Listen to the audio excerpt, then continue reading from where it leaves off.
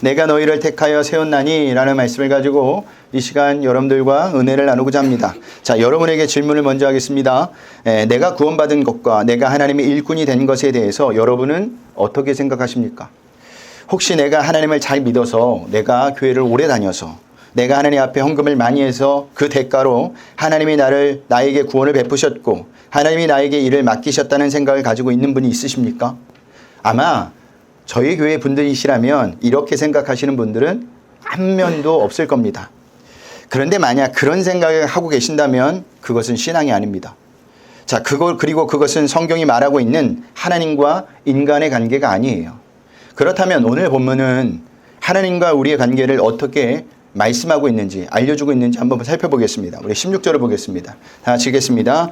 너희가 나를 택한 것이 아니요 내가 너희를 택하여 세웠나니 이는 너희로 가서 열매를 맺게 하고 또 너희 열매가 항상 있게 하여 내 이름으로 아버지께 무엇을 구하든지 다 받게 하려 함이라. 아멘. 자, 어떻게 말씀하고 있느냐? 너희가 나를 택한 것이 아니요 내가 너희를 택하여 세웠나니 라고 분명하게 말씀하고 있습니다. 자, 예수님이 제자들을 선택하실 때 선택의 주권이 예수님에게 있었고 그리고 선택의 기준은 철저하게 은혜로 되어진 겁니다. 자, 예수님이 선택하신 12명의 제자는요, 세상적인 기준으로 보면 뭐 하나 딱히 내세울 만한 인물들이 아니었죠. 고기 잡는 어부, 사람들의 조롱거리가 되었던 세리, 또 이러저러한 일로 설명이 안 되는 사람까지 예수님의 선택을 받았던 사람들은요, 자신을 자신 있게 내세울 만한 사람이 한 사람도 없었습니다. 그리고 복음을 회방하고 핍박하던 바울이 선택받은 것도 철저하게 부활하신 예수님이 베푸신 은혜 때문이었죠. 이것은 우리도 마찬가지입니다. 우리가 구원받은 것과 하나님의 일꾼이 된 것은 철저하게 하나님의 주권에 의해서 근거한 것이고 하나님의 은혜로 된 것입니다. 믿으십니까? 아멘. 아멘입니다. 자, 원래 택하다라는 말은요, 헬라 단어 에클레고라는 합성어인데요. 그 중에 에크라는 단어는 안에서 밖으로, 몸으로부터 라는 의미이고 칼레오라는 단어는 부르다라는 의미입니다. 영어로 이야기하면 콜이라는 것과 마찬가지예요. 이 의미를 종합해보면요, 하나님이 우리를 밖으로 불러내셨다.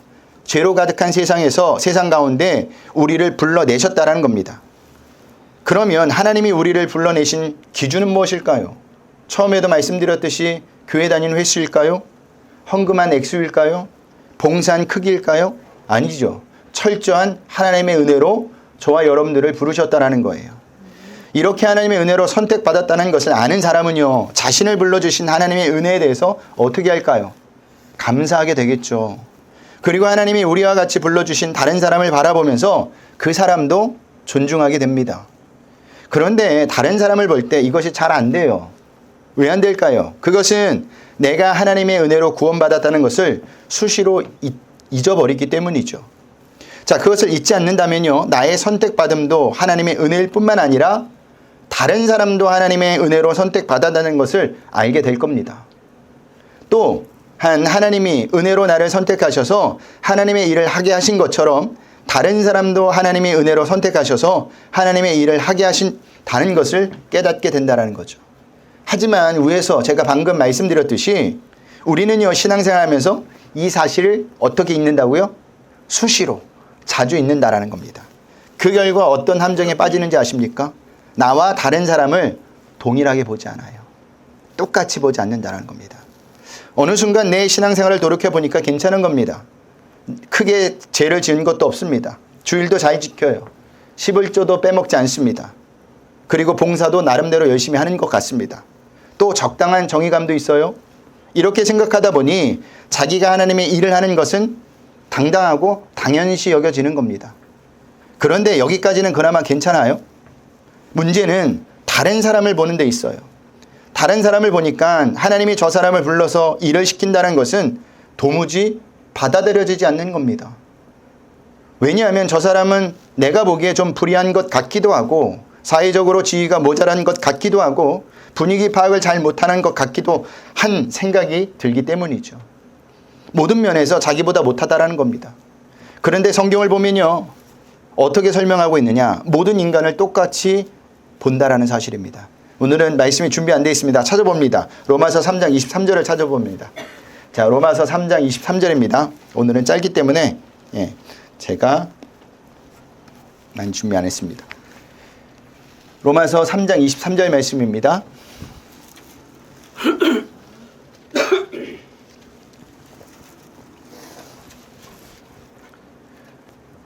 로마서 3장 23절 말씀 우리 한 목소리 읽어봅니다. 모든 사람이 죄를 범하였음에 하나님의 영광에 이르지 못하더니. 아멘. 자, 모든 인간을 어떻게 보고 있어요? 죄를 범한 인간으로 보고 있죠. 자, 우리가 믿음의 조상이라고 알고 있던 아브라함도 마찬가지였습니다.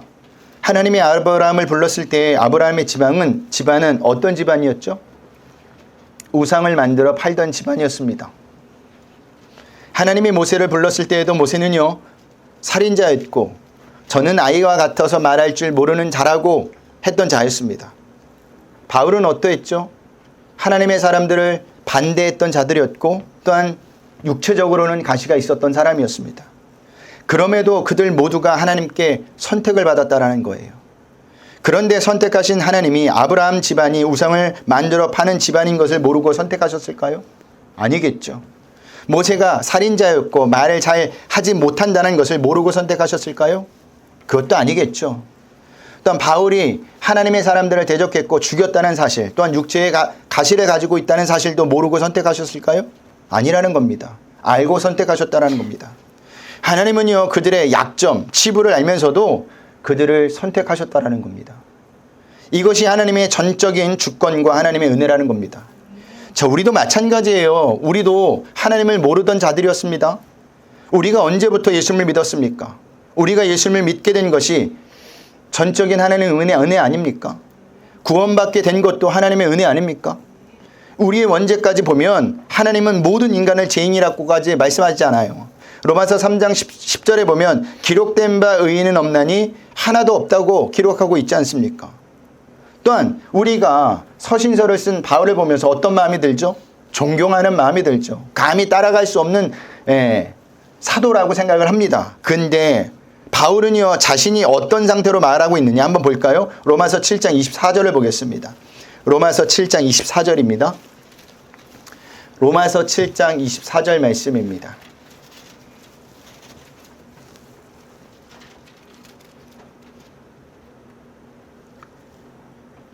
로마서 7장 24절 말씀 다 같이 읽겠습니다. 오라 나는 곤고한 사람이로다. 이 사망의 몸에서 누가 나를 건져내랴. 아멘. 자, 로마서 7장에서 바울이 고백하고 있는 인간의 실존은요, 사망 한가운데 빠져있는 상태라는 겁니다.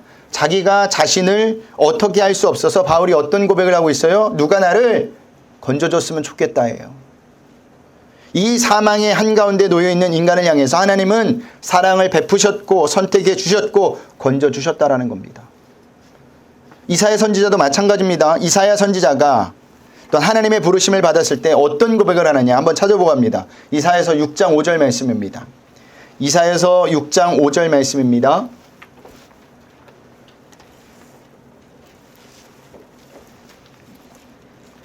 이사야서 6장 5절 말씀입니다.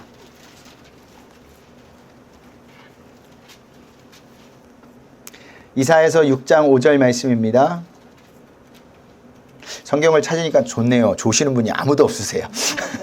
우리 다 같이 읽겠습니다. 그때 내가 말하되 화로다 나여 망하게 되었도다. 나는 입술이 부정한 사람이요 나는 입술이 부정한 백성 중에 거주하면서 만군의 여호와이신 왕을 배웠음이로다 하였더라. 아멘. 하나님의 말씀을 전해야 되는 이사야 선지자는요, 자기가 입술이 부정한 사람이라고 고백을 합니다.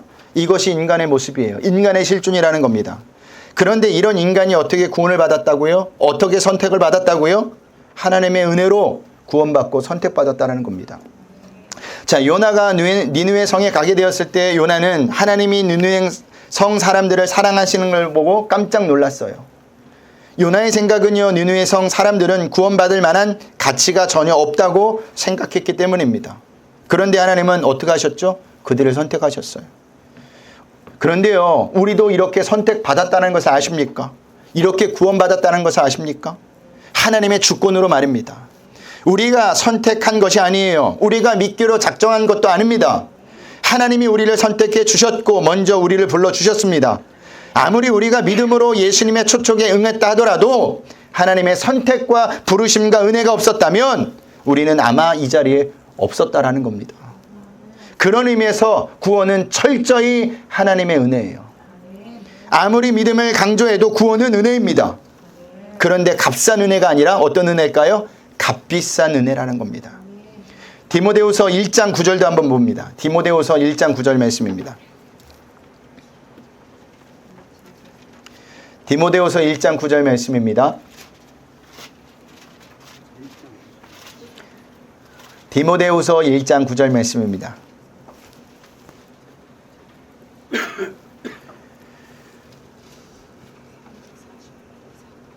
디모데후서 1장 9절 말씀 우리 다 같이 읽겠습니다. 하나님이 우리를 구원하사 거룩하신 소명으로 부르심은 우리의 행위대로 하심이 아니요 오직 자기의 뜻과 영원전부터 그리스도 예수의 안에서 우리에게 주신 은혜대로 하심이라. 아멘. 자, 우리를 행위대로 부르시지 않고 어떻게 부르셨다고요? 우리에게 주신 은혜대로 부르셨다라는 겁니다. 우리는 이 말씀을 깊이 생각해 봐야 합니다. 하나님이 우리를 선택하신 근거가 무엇이냐? 그것은 하나님의 주권과 하나님의 은혜라는 사실이에요. 흔히 우리는 구원을 하나님의 최종 작품이나 완성으로 생각하는 데 아니에요. 구원은 하나님이 우리를 부르시는 과정 속에 초기 과정이나 중간 과정쯤 되는 거예요. 하나님이 부르시는 최종 과정은 사역의 시작입니다. 어떤 사역이냐? 하나님이 우리를 통해서 하나님의 나라와 그의 의를 이루게 하시는 것이 최종 목적이라는 거예요. 그래서 나만 구원받고 끝나는 것이 아니라 내 구원을 통해 옆 사람이 주변 사람들이 하나님을 알게 되고 구원받는 것까지 가야 한다는 겁니다. 그래서 여러분들에게 주변 사람들에게 복음을 전하라고 이야기하는 거예요. 내가 만난 예수님에 대해서 이야기하라는 겁니다. 내가 만난 예수님을 내가 제대로 알지 못하면요 복음을 전하지 못해요. 전해도 어떻게 전할까요? 예수 믿으면 복받아, 자녀가 잘 돼, 건강해져, 이런 것뿐이 못 전해요. 왜냐? 제가 예전에 그렇게 전했을까요? 근데 진리를 깨닫게 되면 그렇게 전하지 않아요. 16절을 한번 다시 보겠습니다. 오늘 본문 16절입니다. 자, 다 같이 읽겠습니다. 너희가 나를 택한 것이 아니요 내가 너희를 택하여 세웠나니 이는 너희로 가서 열매를 맺게 하고 또 너희 열매가 항상 있게 하여 내 이름으로 아버지께 무엇을 구하든지 다 받게 하려 함이라. 아멘. 여기 보면 예수님이 우리를 선택하셨을 때 분명한 목적을 가지고 선택하신 것을 볼 수가 있죠. 우리를 선택하신 하나님의 목적, 세 가지 목적이 있습니다. 첫 번째는 뭐예요? 열매를 맺게 한다는 것, 맺는다는 것이고, 두 번째는 그 열매가 항상 있는다는 것이고, 세 번째가 예수님의 이름으로 구하면 무엇이든지 다 받는다는 겁니다. 자, 첫 번째 열매를 맺는다는 것은 의무감이 아니에요. 내가 너를 불렀으니까 열매를 맺어야 한다라는 의미가 아닙니다. 또 이것은 내가 너를 불렀으니까 너는 도덕적으로 윤리적으로 완전하게 살아라는 강요도 아니에요. 그게 강요라면 그게 은혜겠습니까? 은혜가 아니겠죠. 제가 늘 이야기하잖아요. 우리는 예수 믿는 이유가 뭘까요? 우리가 이렇게 예배드리는 이유가 뭘까요? 헌금을 드리는 이유가 뭘까요? 봉사를 하는 이유가 뭘까요? 복 받으려고요? 아니죠. 복을 받았기 때문입니다. 여러분, 저와 여러분은요 이미 세상에서 누구도 받을 수 없는 큰 복을 받은 줄 믿으시길 바랍니다. 그것 때문에 우리가 예배를 드리는 겁니다. 그것 때문에 하나님께 헌신하는 겁니다. 그것 때문에 하나님께 감사하는 거예요. 그러니까 자연스럽게 나오는 것이라는 겁니다. 두 번째, 열매를 항상 있게 한다는 것조차도 하나님의 주권 속에 들어있다는 겁니다.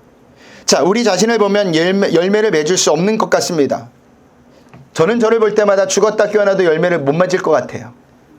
하지만 하나님은 반드시 우리를 통해 열매를 맺게 하신다고 하죠. 왜냐하면 내가 나를 포기할 때에도 하나님은 나를 포기하지 않았기 때문입니다. 이것을 어느 날 깨닫는 순간 우리 마음에 감동이 오고 감격이 오고 눈물이 나는 겁니다. 신앙생활은 바로 이것을 깨닫는 거예요. 내가 나를 포기했는데 나도 포기한 나를 하나님이 포기하지 않으신대요. 포기하지 않을 뿐만 아니라 나에게 열매를 맺게 해주신다고 약속하십니다. 얼마나 감사해요. 제가 예전 교회에서 농안으로 입원한 91세 할머니 권사님을 신망한 적이 있습니다.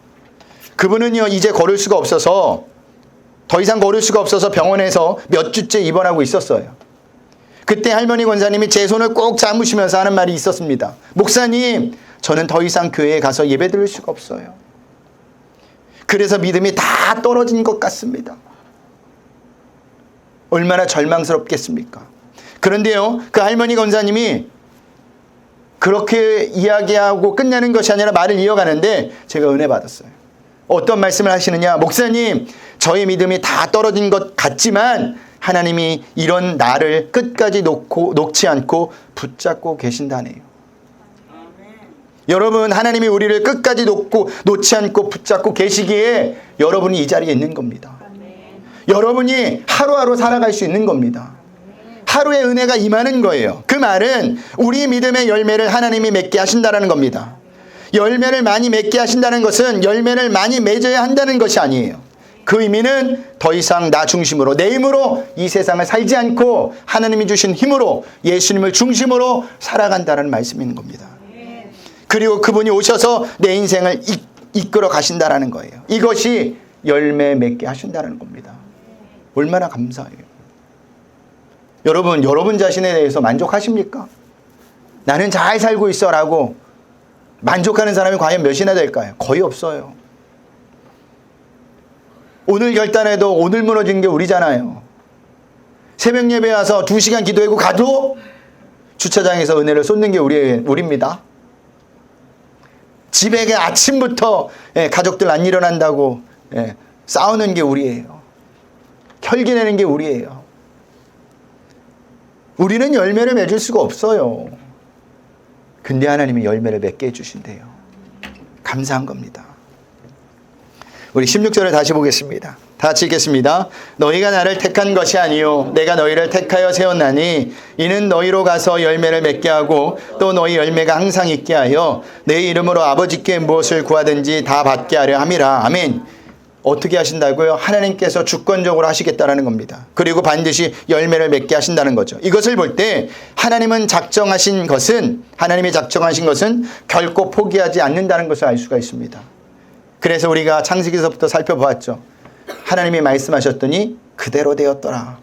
그러니까 하나님이 작정하신 것은 반드시 이루어지는 겁니다.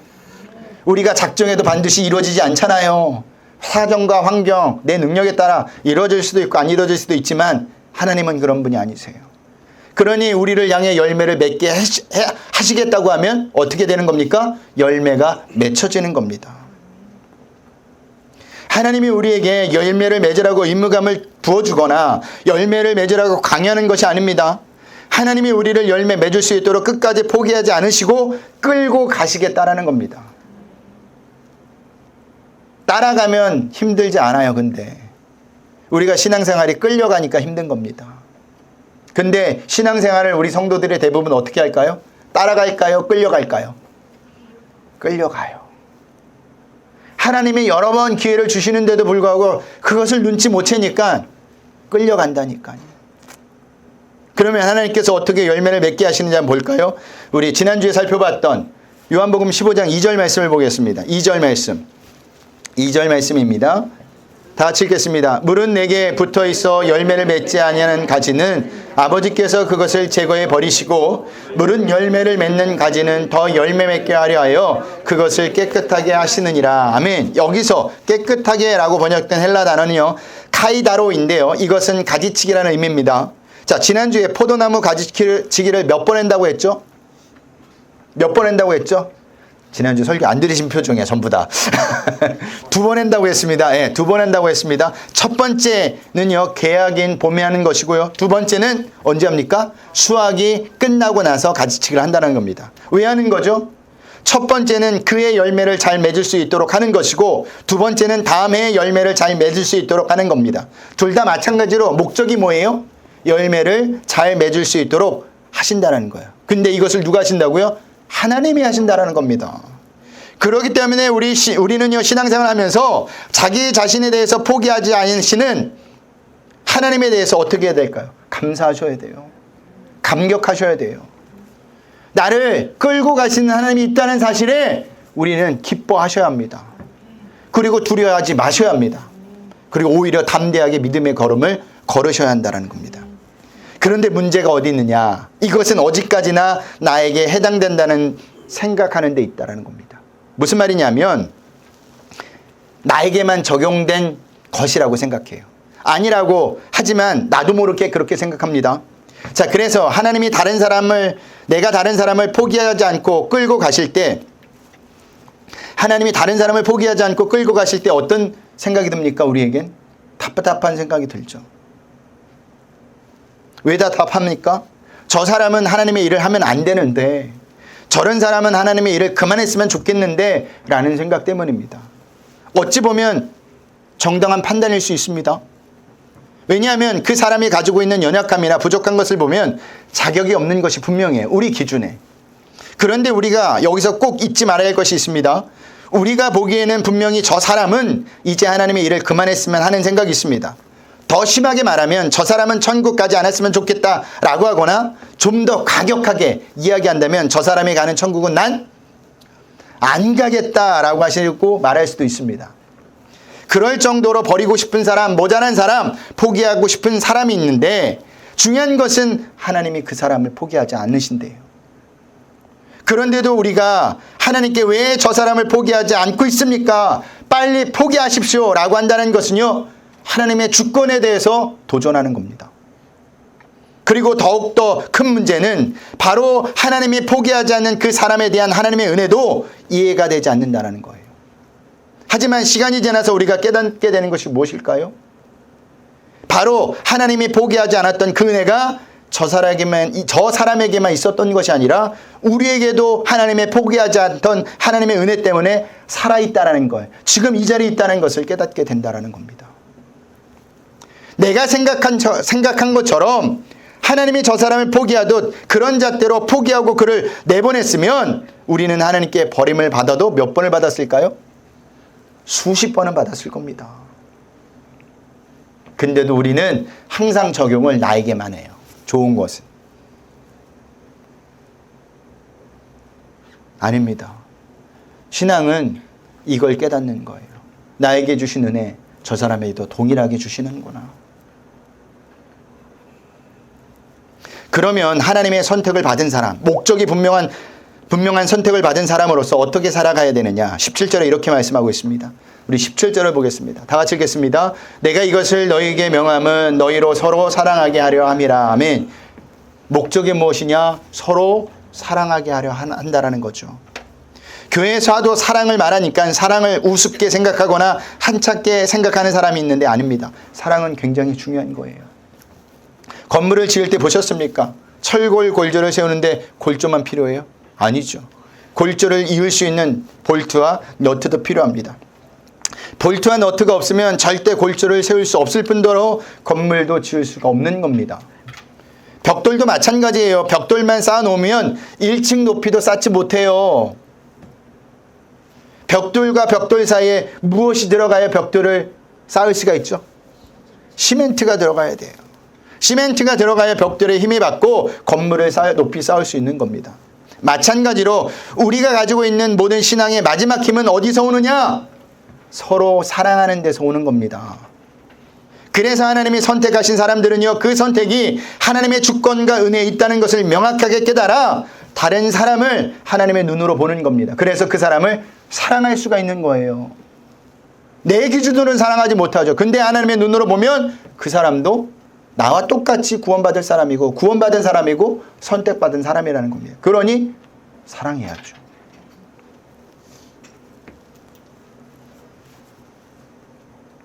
나를 선택하신 것도 하나님의 주권과 은혜로 선택하셨으니까 감사한 것이고, 또 다른 사람을 선택하신 것도 하나님의 주권과 은혜로 선택하셨으니까 존중하며 사랑해야 하는 겁니다.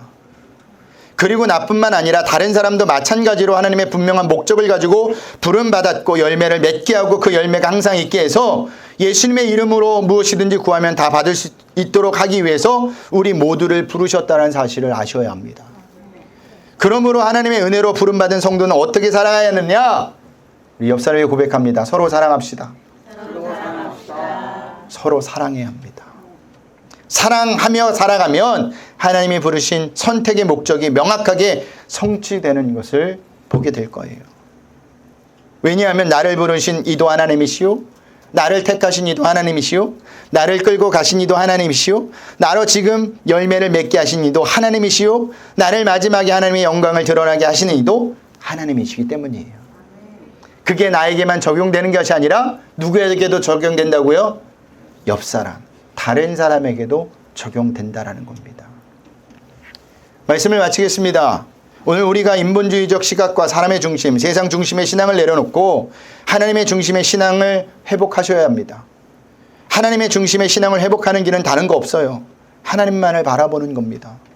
하나님만을 바라볼 때 우리를 향한 하나님의 계획을 발견하게 돼요. 그리고 성경의 하나님을 나의 하나님으로, 아브라함의 하나님을 나의 하나님으로 인정하고 고백하게 된다는 거죠.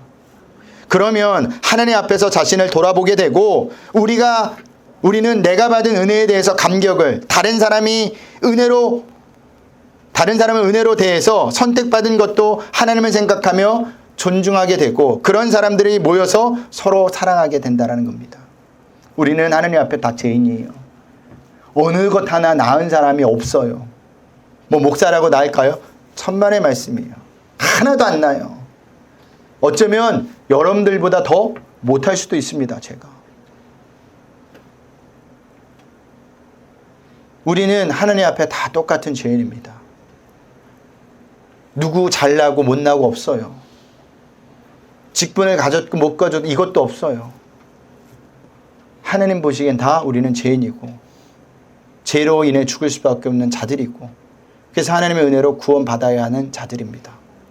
이런 하나님의 은혜가 한 주간도 여러분들의 있길 소원합니다. 특별히 더 우리가 시선을 가져야 될 것은 믿지 않은 사람들도 그렇게 봐야 한다는 겁니다. 왜냐하면 그들도 언젠가는 하나님의 은혜로 구원받을 자이기 때문이에요. 그럴 때 사람을 함부로 대하지 않아요. 그들을 사랑할 수가 있어요. 내 가치관이 아닙니다. 내 기준이 아니에요. 하나님의 눈으로 보면 다 어떤 사람이냐? 사랑해야 될 사람이에요. 은혜 받을 사람이어야 돼요. 구원받을 사람이어야 된다는 겁니다. 이것을 꼭 기억하시면서 하시는 저와 여러분들이 되시길 주님의 이름으로 부탁드리겠습니다.